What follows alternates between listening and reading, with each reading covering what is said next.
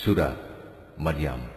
বিসমিল্লাহির রহমানির রহিম। রহমান রহিম আল্লাহ তাআলার নামে। কাফ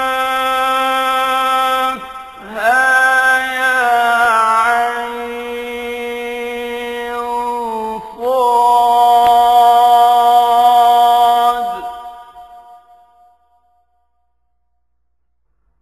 যিকরু রাহমাতি রাব্বিকা আবদাহু যাকারিয়া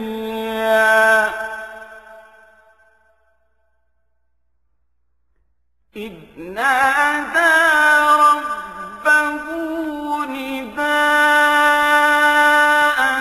خفيا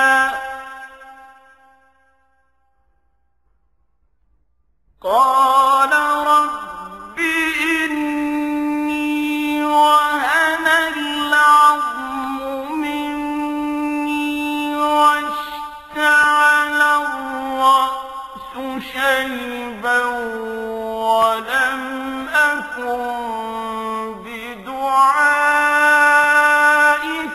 رب شقيا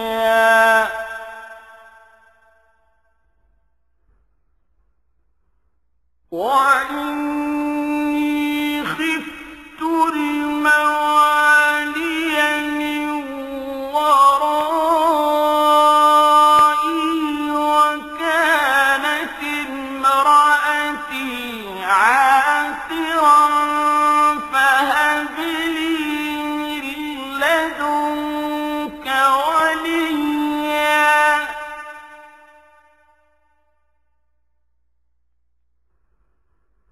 يرثني ويرث من آل يعقوب واجعله رب رضيا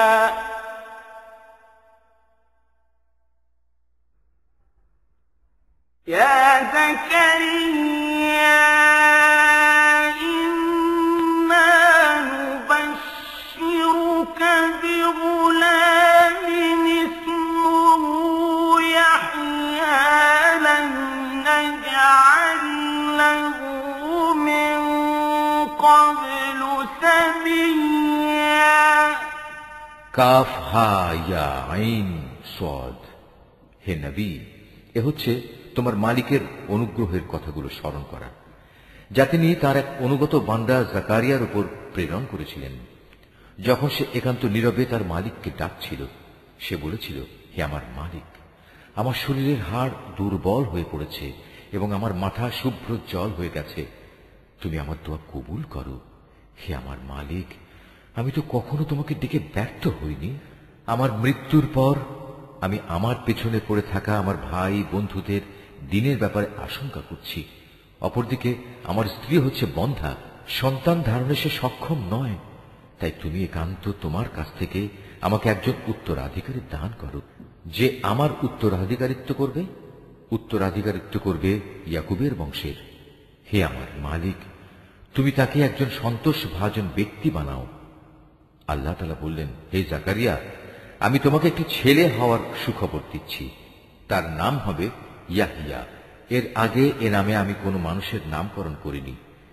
قال رب أنى يكون لي غلام وكانت امرأتي عاقرا وقد بلغت من الكبر عتيا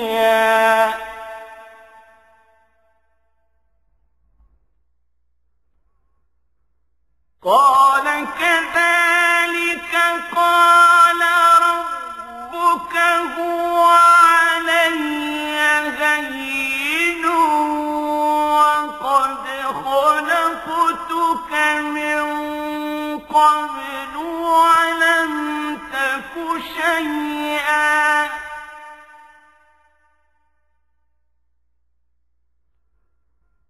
قال رب اجعل لي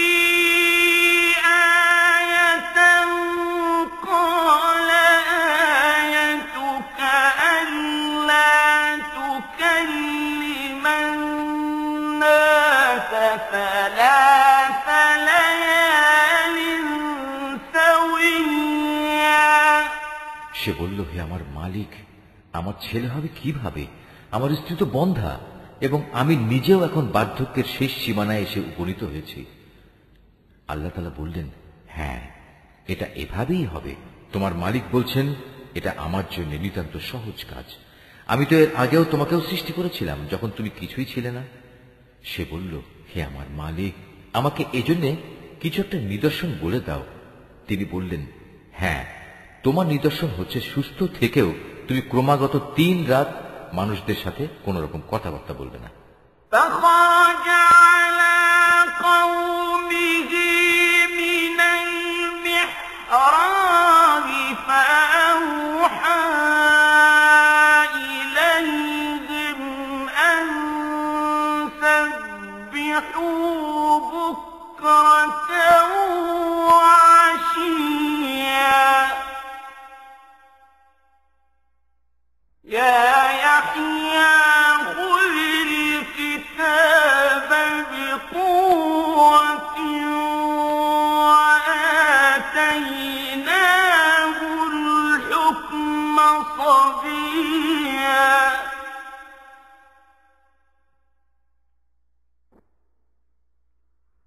وحنانا من لدنا وزكاة وكان تقيا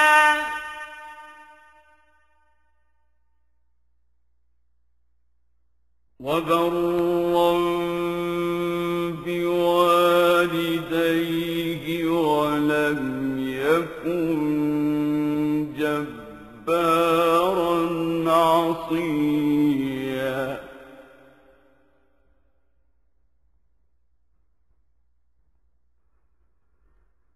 وسلام عليه يوم ولد ويوم يموت ويوم يبعث حيا।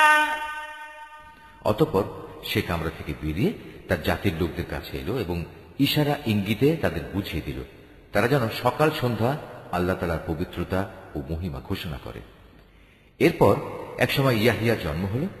সে যখন বড় হলো তখন আমি তাকে বললাম, হে ইয়াহিয়া, আমার কিতাবকে তুমি শক্ত করে ধারণ করো। আসলে আমি তাকে ছেলেবেলায় বিচার বুদ্ধি দান করেছিলাম। সে আমার একান্ত কাছ থেকেই হৃদয়ে কোমলতা ও পবিত্রতা লাভ করল। সে ছিল আসলেই একজন পরহেজগার ব্যক্তি। তদুপরি সে ছিল পিতামাতার একান্ত অনুগত, কখন অবাধ্য ও নাফরমান ছিল না। তার প্রতি শান্তি বর্ষিত হয়েছিল যেদিন তাকে জন্ম দেওয়া হয়েছে। শান্তি বর্ষিত হবে সেদিন যেদিন সে মৃত্যুবরণ করবে এবং যেদিন পুনরায় সে জীবিত হয়ে পুনরুত্থিত হবে। واذكر في الكتاب مريم إذ انتبذت من أهلها مكانا شرقيا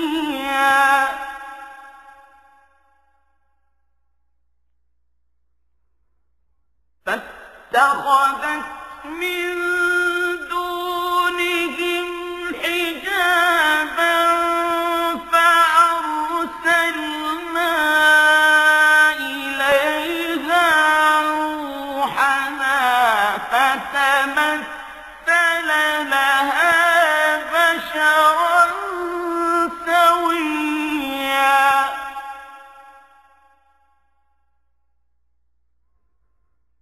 قالت إني أعوذ بالرحمن منك إن كنت تقيا। হে নবী, এ কিতাবে মারিয়ামের কথা তুমি তাদের স্মরণ করিয়ে দাও, বিশেষ করে সেই সময়ের কথা যখন সে তার পরিবারের লোকজনদের কাছ থেকে আলাদা হয়ে পূর্ব দিকের একটি ঘরে গিয়ে আশ্রয় নিয়েছিল। অতঃপর লোকদের কাছ থেকে নিজেকে আড়াল করার জন্য সে পর্দা করল। আমি তার কাছে আমার রূহ জিবরাইলকে পাঠালাম। সে পূর্ণ মানুষের আকৃতিতে তার সামনে গিয়ে আত্মপ্রকাশ করল। সে বলল, হে আগত ব্যক্তি, তুমি যদি আল্লাহ তাআলাকে ভয় করো তাহলে আমি তোমার অনিষ্ট থেকে দয়াময় আল্লাহ তাআলার কাছে পানা চাই। قال إن إنما أنا رسول ربك لأهب لك غلاما زكيا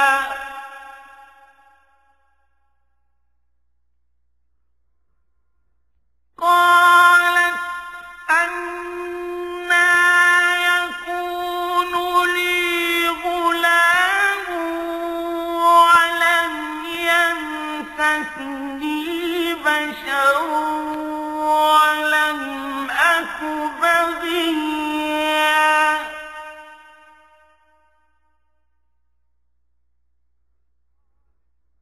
قال كذلك قال ربك هو علي هين ولنجعله آية للناس ورحمة منا وكان أمرا مقضيا সে বলল, আমি তোমার মালিকের পাঠানো দূত।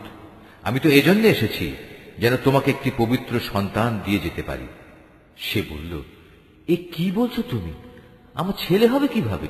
আমাকে তো আজ পর্যন্ত কোনো পুরুষ স্পর্শও করেনি, আর না আমি কখনো অসতী ছিলাম। সে বলল, হ্যাঁ, এভাবেই হবে। তোমার মালিক বলছেন, তা আমার জন্য খুবই সহজ কাজ, এবং আমি তাকে মানুষদের জন্য কুদরতের একটি নিদর্শন ও আমার কাছ থেকে অনুগ্রহ তুল্য একটি মানুষ বানাতে চাই। মূলত এটা ছিল আমার পক্ষ থেকে এক স্থিরীকৃত ব্যাপার। فحملته فانتبذت به مكانا قصيا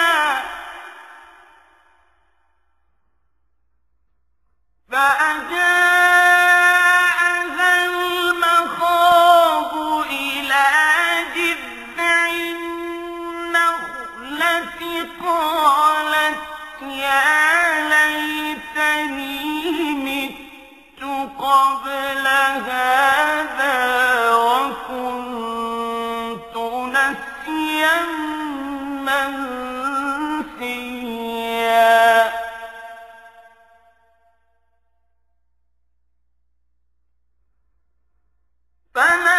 فناداها من تحتها ألا تحزني قد جعل ربك تحتك سريا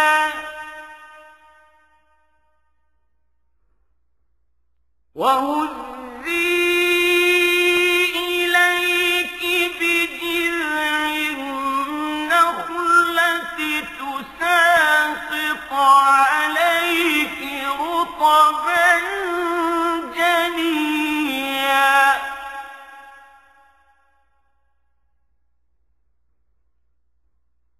فكلي واشربي وقري عينا فإما ترين من البشر أحدا فقولي إني نذرت للرحمن صوما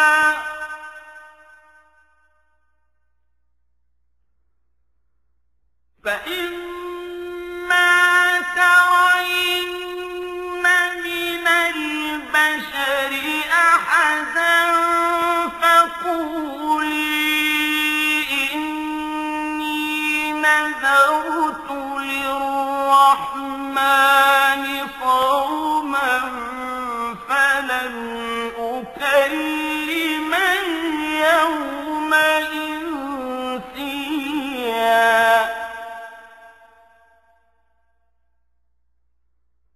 فأتت به قومها تحمله قالوا يا مريم لقد جئت شيئا فريا অতঃপর সে তাকে গর্ভে ধারণ করল এবং তাকে সহ দূরে কোনো এক জায়গায় চলে গেল। তারপর প্রসব বেদনা তাকে আশ্রয়ের জন্য এক খেজুর গাছের নিচে নিয়ে এলো। সে বলল, হায়, এর আগে যদি আমি মরে যেতে পারতাম তাহলে এই কষ্ট আজ আমার সইতে হতো না, এবং আমি যদি মানুষদের স্মৃতি থেকে সম্পূর্ণ বিস্মৃত হয়ে যেতাম। তখন একজন ফেরেশতা তাকে তার নিচের দিক থেকে আহ্বান করে বলল, হে মারিয়াম, তুমি কোন রকম দুঃখ করো না। তোমার মালিক তোমার পিপাসা নিবারণের জন্য তোমার পাদদেশে একটি পানির ঝর্ণা বানিয়ে দিয়েছেন। তুমি এই খেজুর গাছের কাণ্ড তোমার দিকে নাড়া দাও, দেখবে তা তোমার উপর পাকা ও তাজা খেজুর ফেলছে। অতঃপর মজা করে এ গাছের খেজুর খাও এবং এই ঝর্ণার পানীয় পান করো এবং সন্তানের দিকে তাকিয়ে তোমার চোখ জুড়াও। ইতিমধ্যে যদি তুমি মানুষদের কাউকে দেখো তাহলে বলবে, আমি আল্লাহ তাআলার নামে রোজার মান্যত করেছি, এ কারণে আমি আজ কোনো মানুষের সাথে কথা বলবো না। অতঃপর সে তাকে নিজের কোলে তুলে নিজের জাতির কাছে ফিরে এলো। লোকেরা তার কোলে সন্তান দেখে বলল, হে মারিয়াম, তুমি তো সত্যি এক অদ্ভুত কাণ্ড করে বসেছ।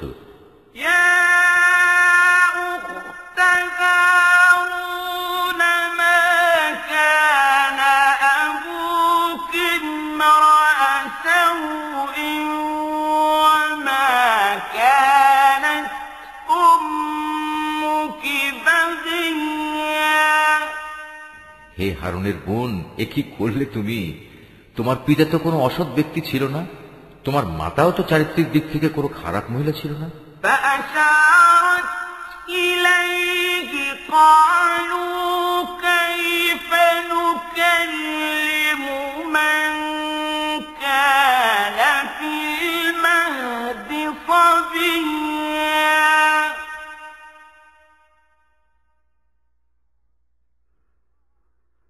قال إني عبد الله آتاني الكتاب وجعلني نبيا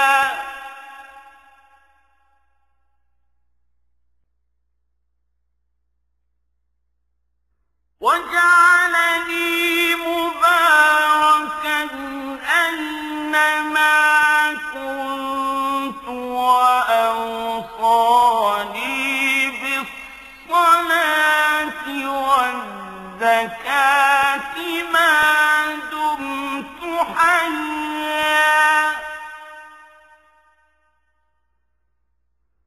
وبرا بوالدتي ولم يجعلني جبارا شقيا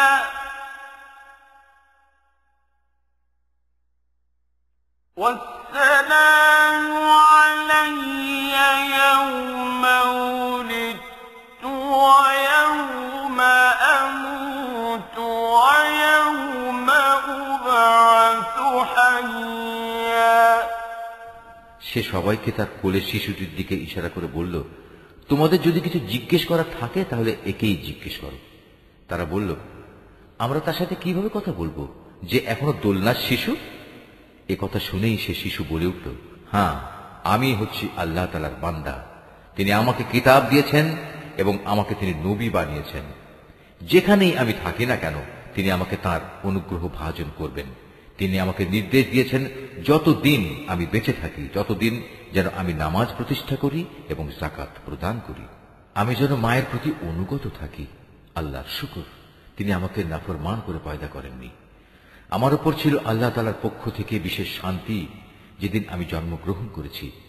শান্তি থাকবে সেদিন যেদিন আমি আবার মৃত্যুবরণ করব এবং মৃত্যুর পরে যেদিন জীবিত অবস্থায় পুনরুত্থিত হব।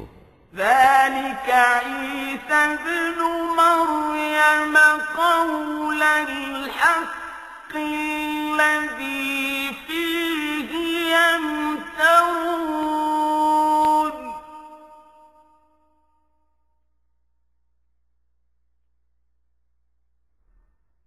ما كان لله أن يتخذ من ولد سبحانه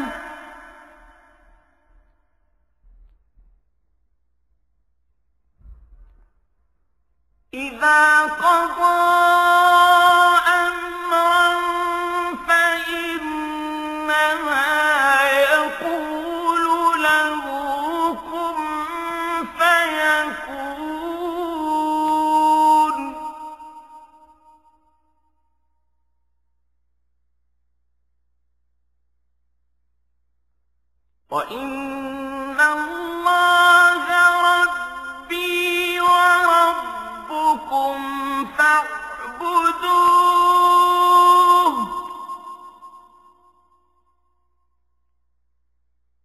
هَذَا صِرَاطٌ مُسْتَقِيمٌ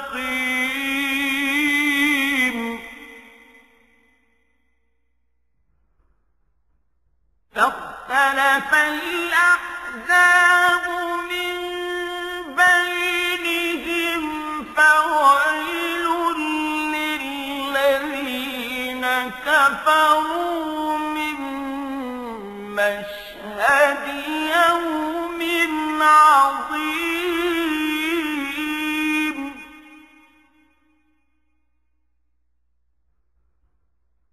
أسمع بهم وأبصر يوم يأتوننا لكن الظالمون اليوم في ضلال مبين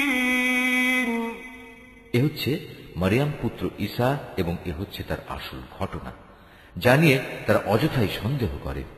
তারা বলে সে আল্লাহ তাআলার সন্তান, কিন্তু সন্তান গ্রহণ করা আল্লাহ তাআলার কাজ নয়। তিনি এ থেকে অনেক পবিত্র। তিনি যখন কোনো কিছু করতে চান তখন শুধু বলেন হও, এবং সাথে সাথেই তা হয়ে যায়। অবশ্যই আল্লাহ তাআলা আমার মালিক এবং তোমাদেরও মালিক, অতএব তোমরা সবাই তাঁরই গোলামি করো, আর এটাই হচ্ছে সহজ ও সরল পথ। এরপর তাদের দলগুলো নিজেদের মাঝে মারিয়াম পুত্রকে নিয়ে নানা মতানৈক্য সৃষ্টি করল।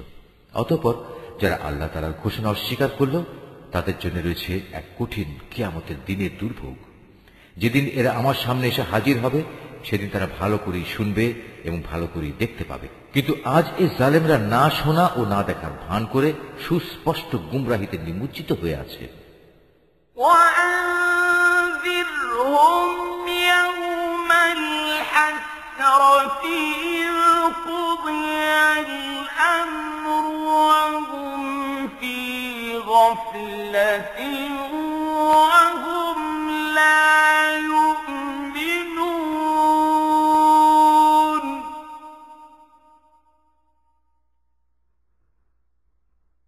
إنا نحن نرث الأرض ومن عليها وإلينا يرجعون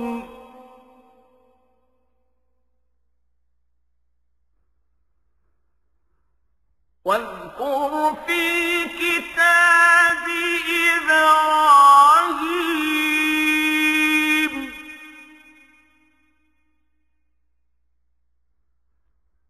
إنه كان صديقا نبيا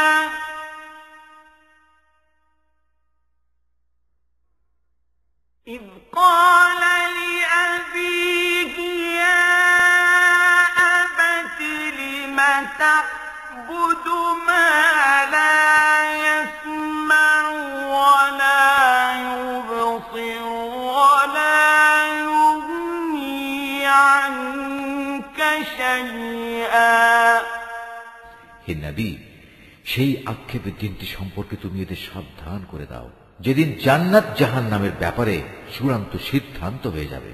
এখন তো এরা এ ব্যাপারে গাফিলতে ডুবে রয়েছে, তাই ওরা আল্লাহর উপর ঈমান আনছে না। নিশ্চয়ই পৃথিবীর মালিক হব আমি এবং তার উপর যা কিছু রয়েছে সে সবেরও, আর তাদের সবাইকে আমার কাছেই ফিরে আসতে হবে। হে নবী, কেতাবে তুমি ইব্রাহিমের ঘটনাকে স্মরণ করো।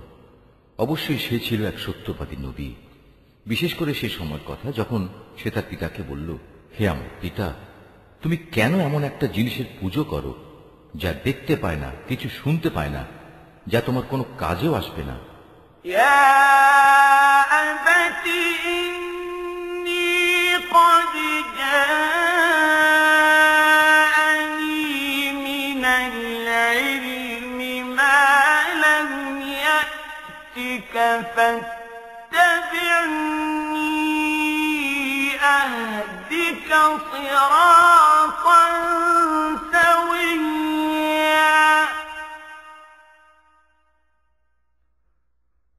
يا أبت لا تعبد الشيطان إن الشيطان كان للرحمن عصيا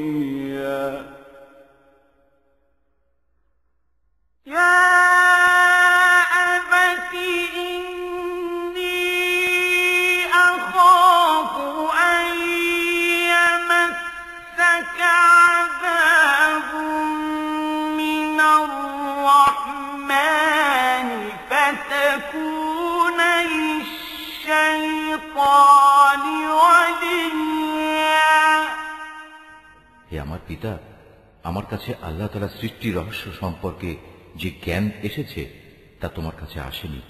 অতএব তুমি আমার কথা শোনো, আমি তোমাকে সঠিক পথ দেখাবো।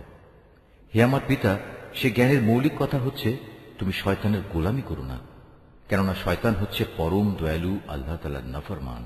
হে আমার পিতা, আমার ভয় হচ্ছে নাফরমান শয়তানের গোলামি করলে পরম দয়ালু আল্লাহ তাআলার কোনো আযাব এসে তোমাকে স্পর্শ করবে, আর এর ফলে জাহান্নামে তুমি শয়তানেরই সাথী হয়ে যাবে।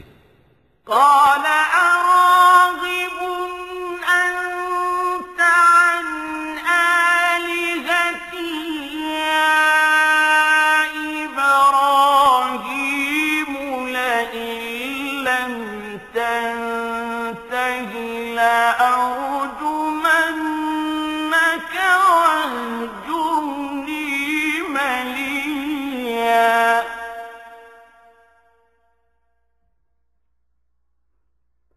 قال سلام عليك سأستغفر لك ربي إنه كان بي حفيا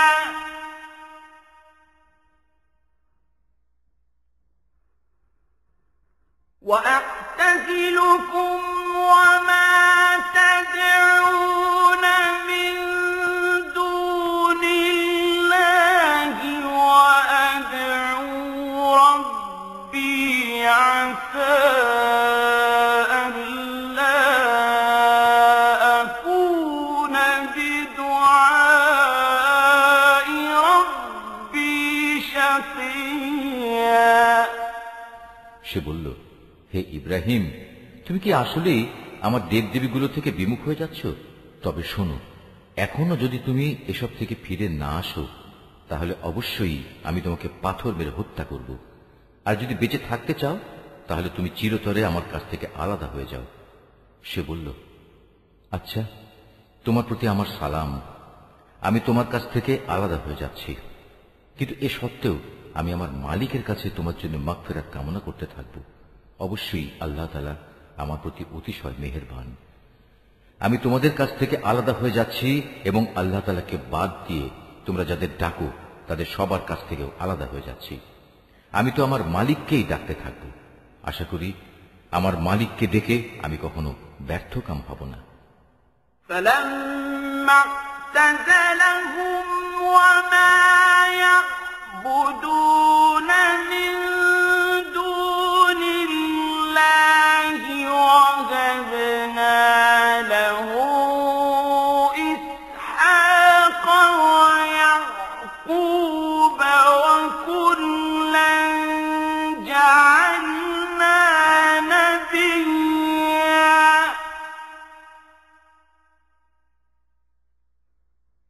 ووهبنا لهم من رحمتنا وجعلنا لهم لسان صدق عليا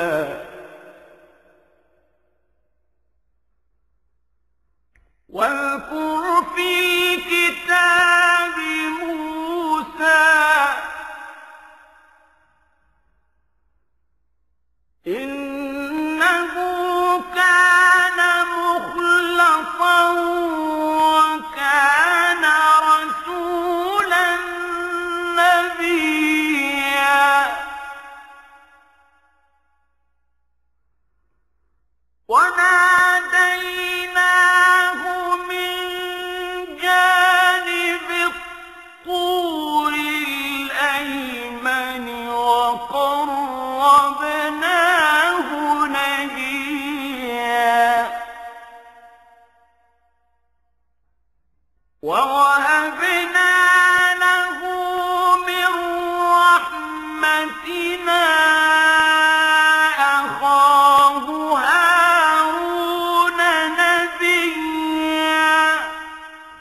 অতঃপর যখন সে সত্যিই তাদের কাছ থেকে পৃথক হয়ে গেল এবং পৃথক হয়ে গেল তাদের থেকে যাদের ওরা আল্লাহ তাআলার বদলে ডাকত, তখন আমি তাকে ইসহাক ও ইসহাক পুত্র ইয়াকুব দান করলাম।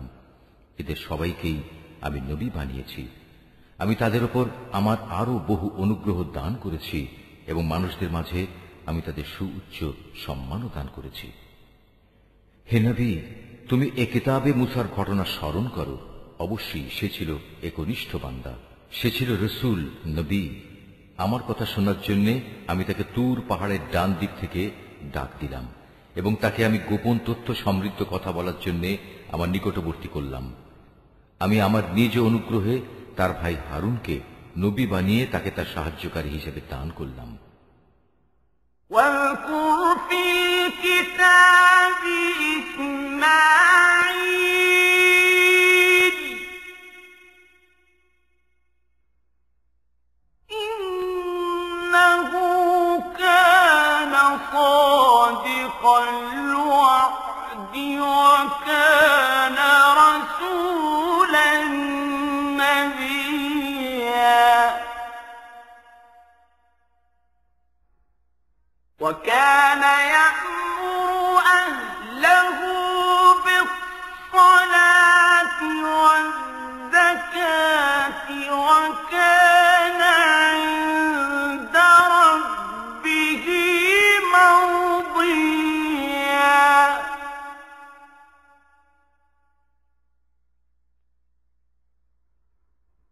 واذكر في الكتاب إدريس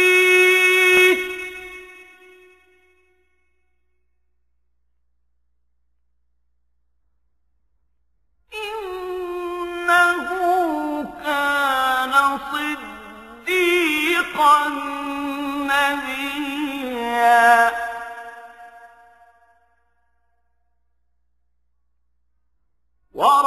ورفعناه مكانا عليا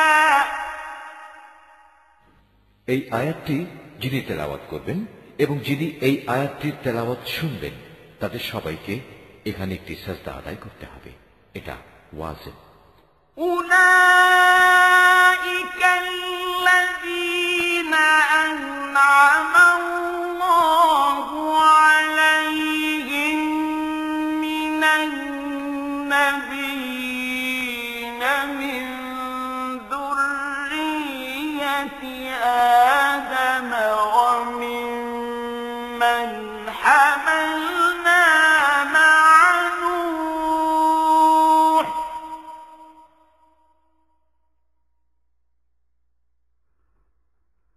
من ذرية آدم وممن حملنا مع نوح ومن ذرية إبراهيم وإسرائيل وممن هدينا واجتبينا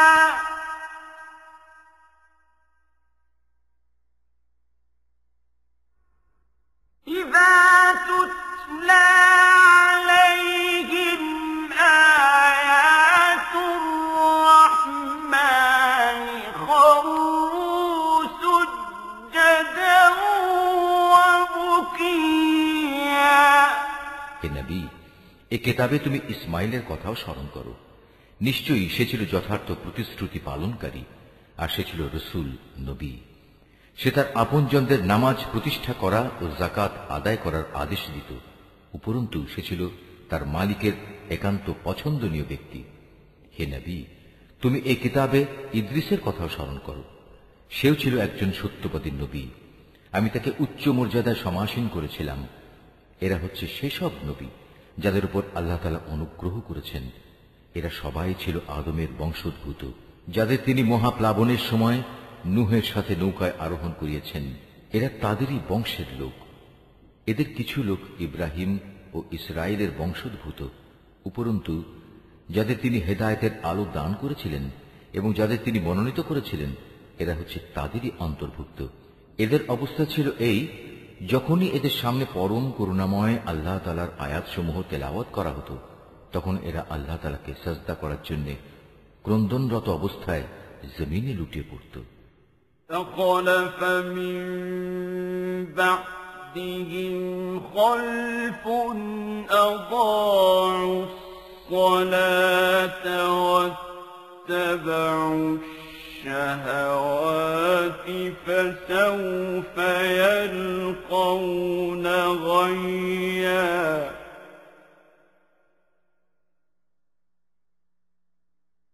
إلا من تاب وآمن وعمل صالحا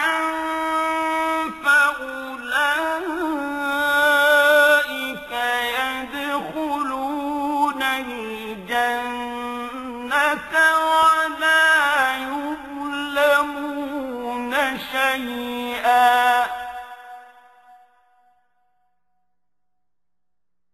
جنات عدن التي وعد الرحمن عباده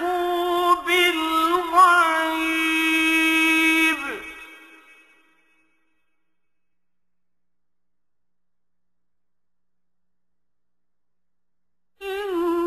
إنه كان وعده مأتيا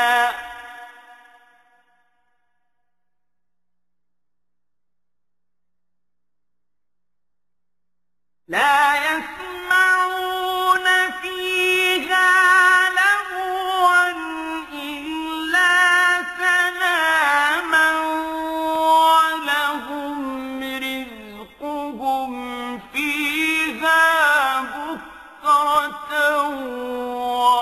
وعشيا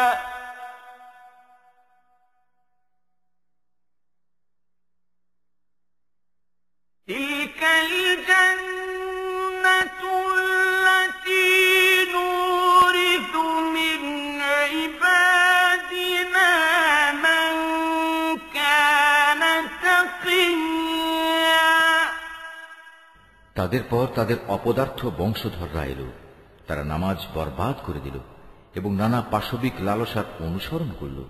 অতএব অচিরেই তারা তাদের এ গুমরাহির পরিণাম ফলের সাক্ষাৎ পাবে।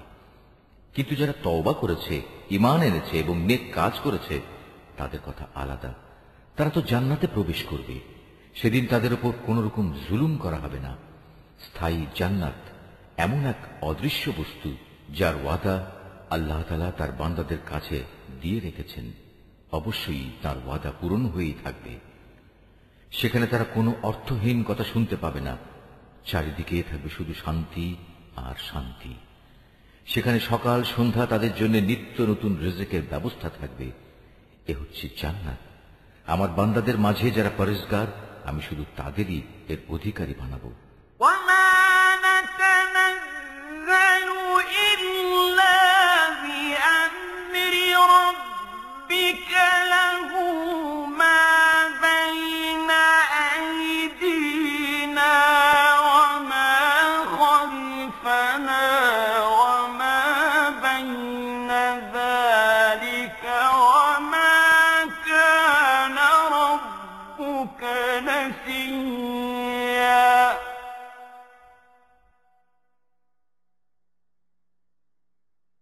رب السماوات والأرض وما بينهما فاعبده واصطبر لعبادته هل تعلم له سميا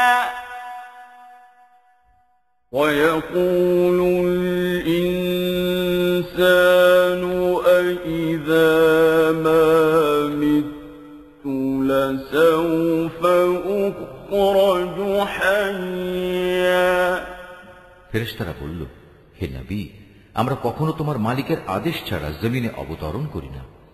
আমাদের সামনে পেছনে যা কিছু আছে যা কিছু আছে এর মধ্যবর্তী স্থানে, তা সবই তো তাঁর জন্যে। মূলত তোমার মালিক কখনো কাউকে ভুলে থাকেন না।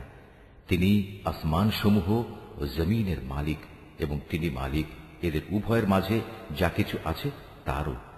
অতএব তোমরা একমাত্র তাঁরই গোলামি করো, তার গোলামির উপরই কায়েম থাকো। তুমি তার সমগুণ সম্পন্ন এমন কোন নাম কি জানো যে তুমি তার গোলামি করবে? কিছু সংখ্যক মূর্খ মানুষ বলে, একবার আমার মৃত্যু হলে আমি কি জীবিত অবস্থায় মাটির ভেতর থেকে পুনরুত্থিত হব? أَوَلَا يَذْكُرُ الْإِنسَانُ أَنَّا خَلَقْنَاهُ مِنْ قَبْلُ وَلَمْ يَكُ شَيْئًا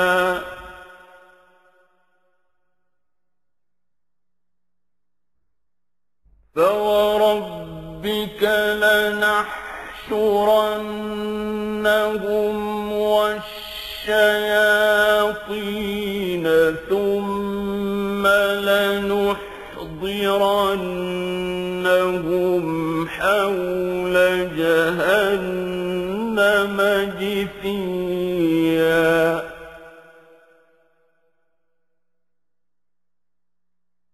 ثُمَّ لَنَنزِعَنَّ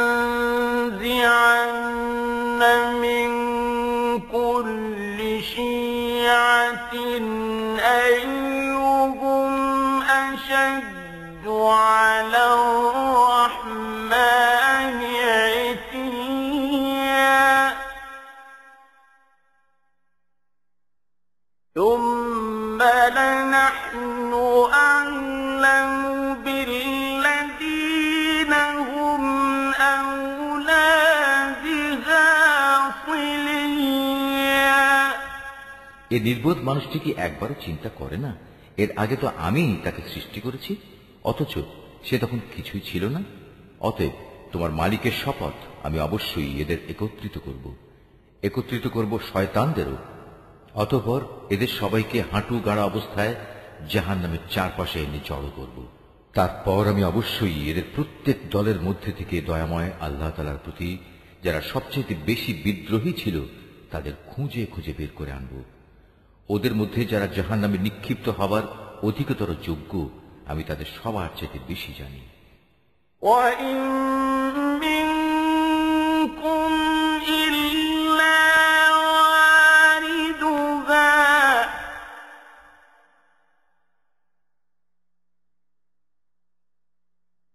كَانَ عَلَى رَبِّكَ حَتْمًا مَّقْضِيًّا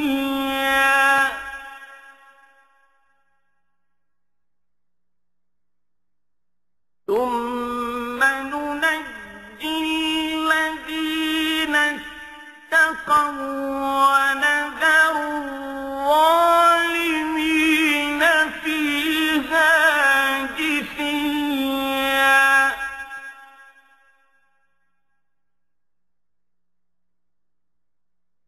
وَإِذَا تُتْلَى عَلَيْهِمْ آيَاتُنَا بَيِّنَاتٍ قَالَ الَّذِينَ كَفَرُوا لِلَّذِينَ آمَنُوا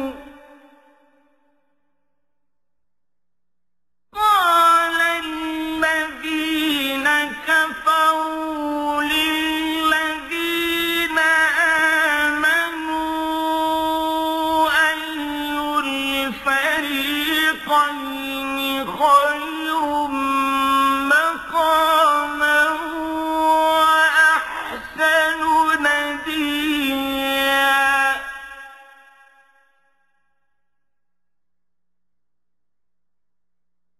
وَكَمْ أَهْلَكْنَا قَبْلَهُم مِّن قَرْنٍ هُمْ أَحْسَنُ أَثَاثًا وَرِئْيًا জাহান্নামে তোমাদের মধ্যে এমন একজন ব্যক্তিও হবে না যাকে এর উপর দিয়ে পার হতে হবে না। এটা হচ্ছে তোমার মালিকের অমোঘ সিদ্ধান্ত। এ পার হওয়ার সময় আমি শুধু ওসব মানুষদেরই মুক্তি দেব যারা দুনিয়ার জীবনে আল্লাহ তাআলাকে ভয় করেছে।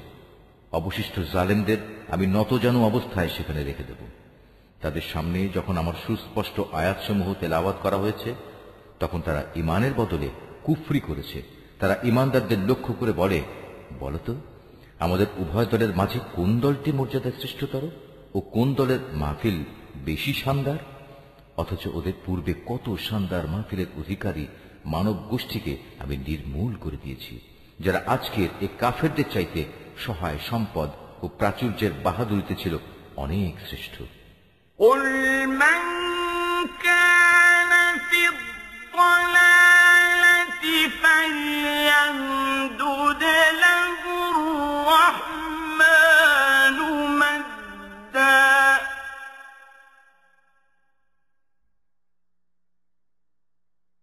حَتَّى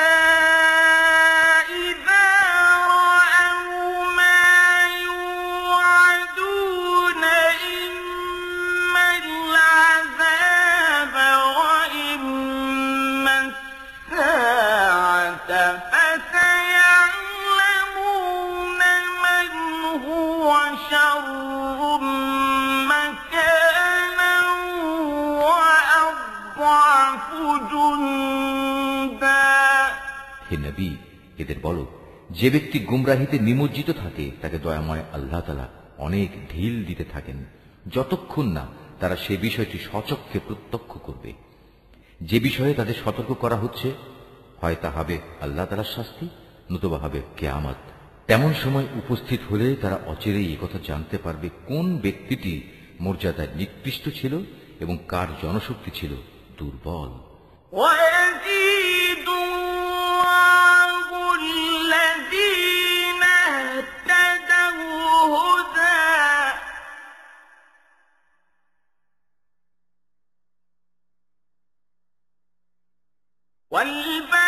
وَالْبَاقِيَاتُ الصَّالِحَاتُ خَيْرٌ عِندَ رَبِّكَ ثَوَابًا وَخَيْرٌ مَّرَدًّا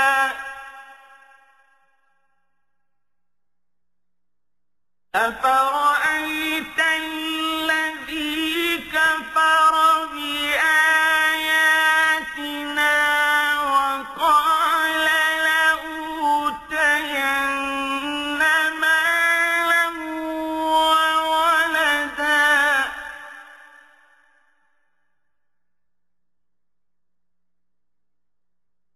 أَطَّلَعَ الْغَيْبَ أَمِ اتَّخَذَ عِندَ الرَّحْمَنِ عَهْدًا كَلَّا سَنَكْتُبُ مَا يَقُولُ وَنَمُدُّ لَهُ مِنَ الْعَذَابِ مَدًّا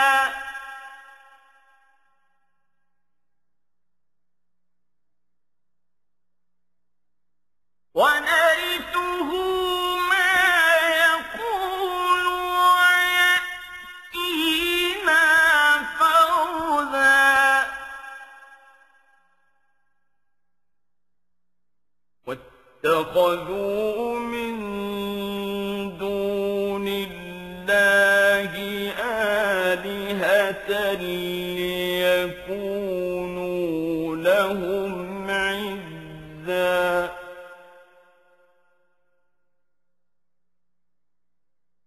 كَلَّا سَيَكْفُرُونَ بِعِبَادَتِهِمْ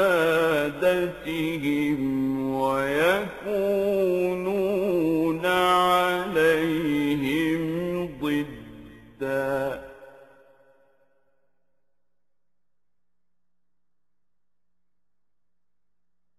أَلَمْ تَرَ أَنَّا أَرْسَلْنَا الشَّيَاطِينَ عَلَى الْكَافِرِينَ تَؤُزُّهُمْ أَزًّا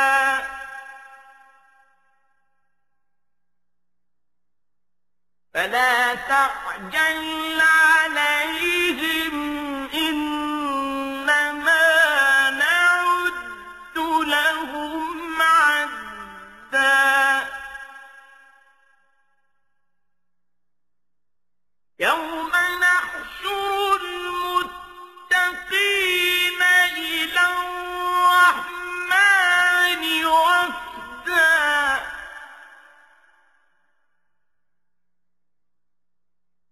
ونسوق المجرمين إلى جهنم وردا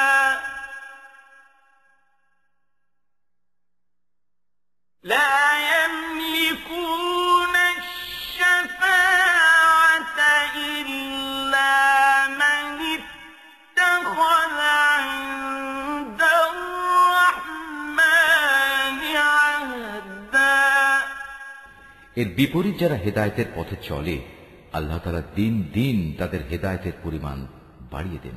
হে নবী, তোমার মালিকের কাছে তো স্থায়ী জিনিস হিসেবে মানুষের নেক আমলই হচ্ছে সর্বোৎকৃষ্ট পুরস্কার পাওয়ার দিক থেকে যেমন তা ভালো, প্রতিদান হিসেবেও তা তেমনি উত্তম।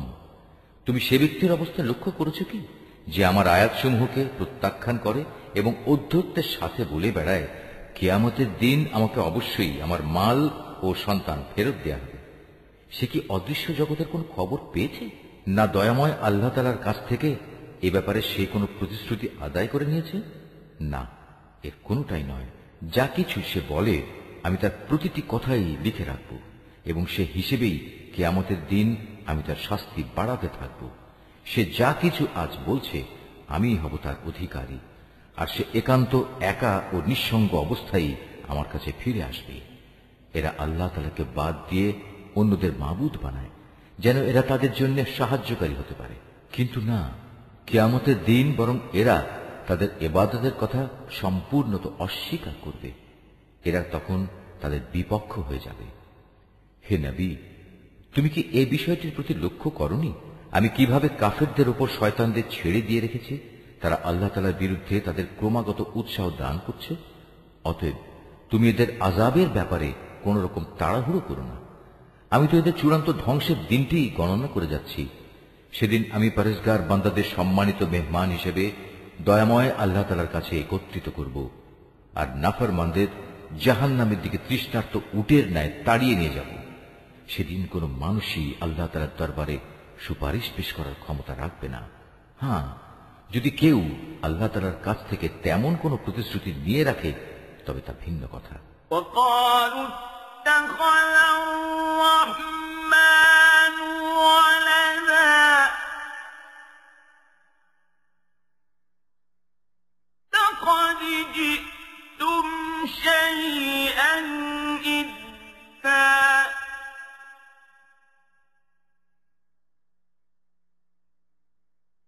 تكاد السماوات يتفطرن منه وتنشق الأرض وتخر الجبال هدا أن دعوا للرحمن ولدا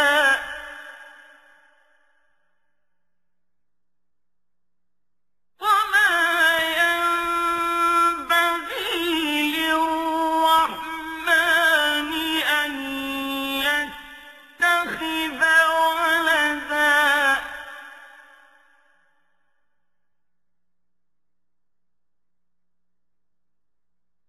إن كل من في السماوات والأرض إلا آتي الرحمن عبدا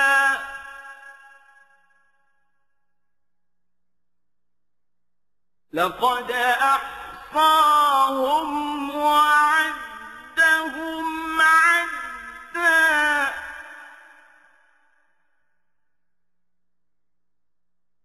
وكلهم